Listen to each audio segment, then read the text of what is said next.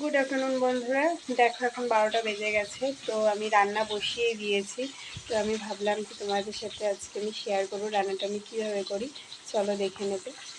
দেখো বন্ধুরা, এখানে লাউ ঘন্ট করবো। আমি লাউটাকে আগে একটুখানি ভাপিয়ে নিই, তারপরে আমি সম্বাদ দিয়ে একবারে বসাই।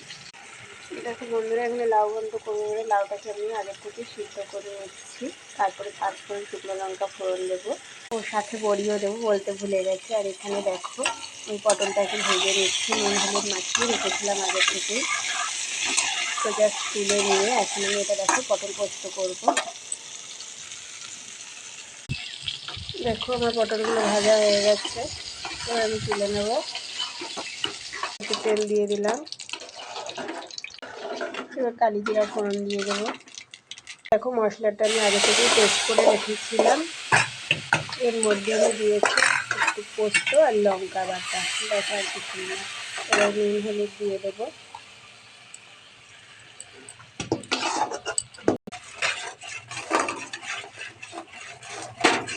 ভালো করে কষিয়ে নিচ্ছি।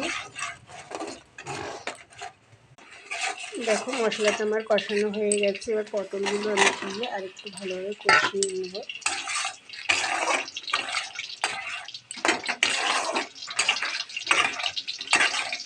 একটু আমি জল দিয়ে দেবো অল্প করে,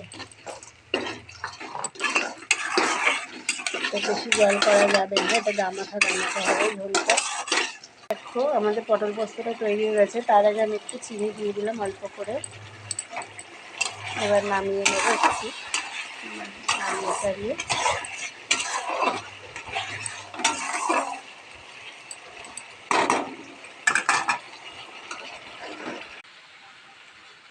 দেখো পটল পোস্তটা নামিয়ে নিয়েছি, আমার কমপ্লিট হয়ে গেছে।